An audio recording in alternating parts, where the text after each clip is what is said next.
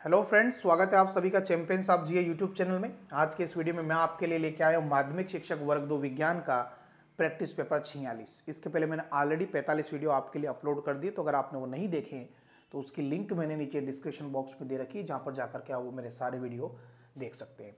तो आज का जो ये वीडियो है स्पेशल फिजिक्स के ऊपर है, यानी कि भौतिकी के। इसमें मैंने वन लाइनर क्वेश्चन जो है वो काफ़ी अच्छे से कवर किए हैं। तो आप इस वीडियो को अंत तक देखिएगा और अधिक से अधिक इस वीडियो को अपने दोस्तों के साथ व्हाट्सएप और फेसबुक ग्रुप में शेयर जरूर कीजिएगा। और अगर आपको किसी क्वेश्चन में डाउट है तो आप कमेंट्स बॉक्स में कमेंट्स करके मुझसे पूछ सकते हैं, ठीक है। तो वीडियो को स्टार्ट करते हैं। तो आज का हमारा पहला वन लाइन का क्वेश्चन है, घर्षण बल की अनुपस्थिति के कारण बर्फ पर जो है वो चलने में कठिनाई होती है। तो कई बार एग्जाम्स में क्वेश्चन पूछा जाता है कि बर्फ पे चलने में कठिनाई क्यों होती है। तो वहाँ पे घर्षण बल की जो एब्सेंस होती है उसके कारण वहाँ पर चलने में हमको काफ़ी कठिनाई होती है। नेक्स्ट है हमारा, पृष्ठ तनाव के कारण दो भीगे कांच को हटाने में अधिक बल जो है वो हमको लगाना पड़ता है, ऐसा क्यों होता है। तो फ्रेंड्स, पृष्ठ तनाव के कारण दो भीगे कांच को हटाने में अधिक बल लगाना पड़ता है। तो इस क्वेश्चन को भी ऐसा पूछा जा सकता है कि अगर दो गीले कांच अगर आपस में चिपके हुए हैं तो वो काफ़ी कठिनाई से अलग होते हैं, ऐसा क्यों होता है। तो ये पृष्ठ तनाव के कारण होता है। नेक्स्ट फैक्ट है आपका फिजिक्स का, कांच की छड़ को गर्म करने पर उसके सिरे जो हैं वो पृष्ठ तनाव के कारण ही गोल हो जाते हैं।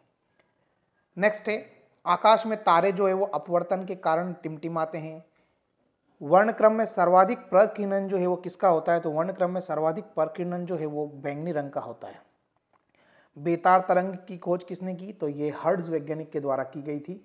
और नेक्स्ट क्वेश्चन काफ़ी इंपॉर्टेंट है कि गैलीलियो का जो दूरदर्शी है उसमें किस लेंस का उपयोग किया जाता है। तो फ्रेंड्स, गैलीलियो के दूरदर्शी में अवतल लेंस का जो है हम यूज़ करते हैं। नेक्स्ट है सोल्डर, जो एक मिश्र धातु है सोल्डर, ये किस किस को मिला करके बनाई जाती है। तो ये टीन और शीशे को आपस में मिला करके बनाई जाती है। नेक्स्ट है, हवाई जहाज़ के ब्लैक बॉक्स का जो रंग है वो नारंगी रंग का होता है। नेक्स्ट है, प्रकाश वर्ष की जो दूरी है, मतलब प्रकाश जो है वो प्रकाश वर्ष जो है वो दूरी की इकाई, लंबी दूरी को मापने के लिए हम प्रकाश वर्ष का यूज़ करते हैं।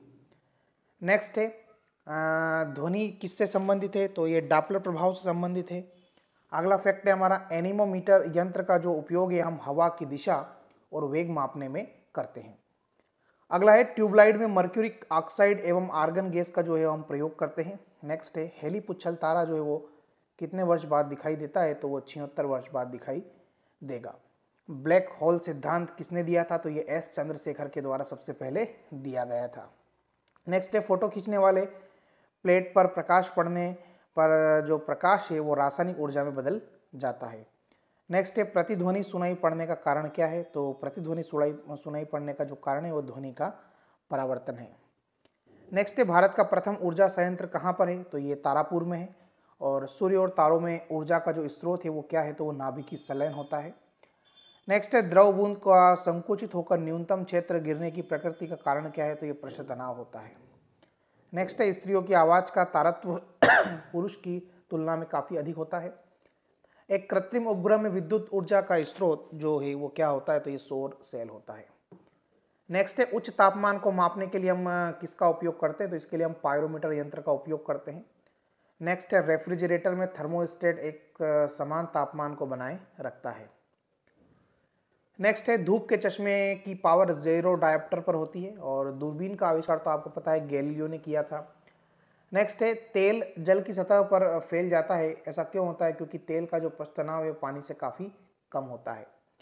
नेक्स्ट है, वस्तु की मात्रा बदलने पर घनत्व जो है वो अपरिवर्तित रहता है। नेक्स्ट फैक्ट है, जल का वाष्प में बदलना कौन सा परिवर्तन है। तो यह एक भौतिक परिवर्तन का उदाहरण है। नेक्स्ट है, हवाई जहाज से यात्रा करते समय पेन से स्याही निकलने लगती है, इसका कारण क्या है। तो इसका कारण है वायुदाब में कमी। नेक्स्ट है, जल की सतह का ऊपर का दृश्य देखने के लिए हम पनडुब्बी में जो है वो पेरिस्कोप यंत्र का प्रयोग करते हैं। नेक्स्ट है, भिन्न भिन्न तारों के भिन्न भिन्न रंग जो है इनके विकिरण की विविधता के कारण उत्पन्न होते हैं। नेक्स्ट है, वायुमंडल में प्रकाश के विसरण का कारण क्या है। तो ये धूल के कण है। नेक्स्ट है, ध्वनि तरंगे ठोस तथा गैस दोनों माध्यमों में चल सकती है। नेक्स्ट है, लेजर बीम का उपयोग हम किस में करते हैं। तो ये कैंसर चिकित्सा में करते हैं। कांच से होकर गुजरने पर प्रकाश की गति जो है वो काफ़ी कम हो जाती है। और अगला फैक्ट है, जैव अणु का जो संश्लेषण है और टूट जाना ये कौन सी प्रोसेस है, तो ये उपापचय की प्रोसेस होती है। और ग्रहों की गति के नियम तो आप जानते हैं, इनका पूरा नाम है जॉन्स केपलर ने दिए थे। नेक्स्ट, माध्यम के तापमान में वृद्धि के साथ प्रकाश की गति वैसी ही रहती है। नेक्स्ट है, लाल रंग के गुलाब को हरे रंग में देखने पर वह काला दिखाई देता है।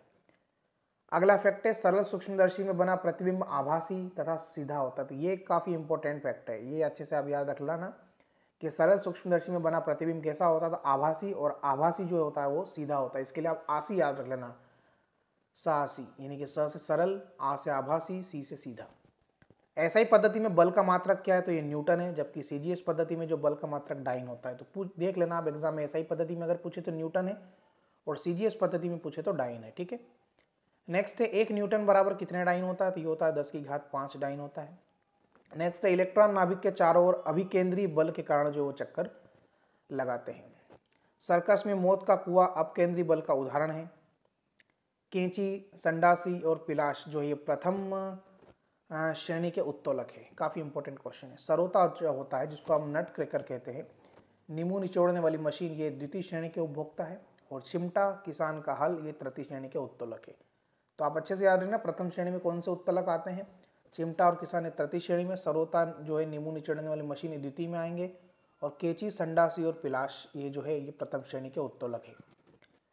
नेक्स्ट है, वायु की अनुपस्थिति में समान ऊंचाई से गिराई जाने पर दो भिन्न भिन्न द्रव्यमान की वस्तुएं जो पृथ्वी पर एक साथ ही पहुंचेगी, चाहे वो हल्की हो चाहे भारी हो। वायु की उपस्थिति में समान ऊंचाई से गिराई गई वस्तुओं में भारी वस्तु हल्की वस्तु की तुलना में पहले पृथ्वी पर पहुंचेगी। देखो थोड़ा क्वेश्चंस को आप अच्छे से ध्यान समझिए।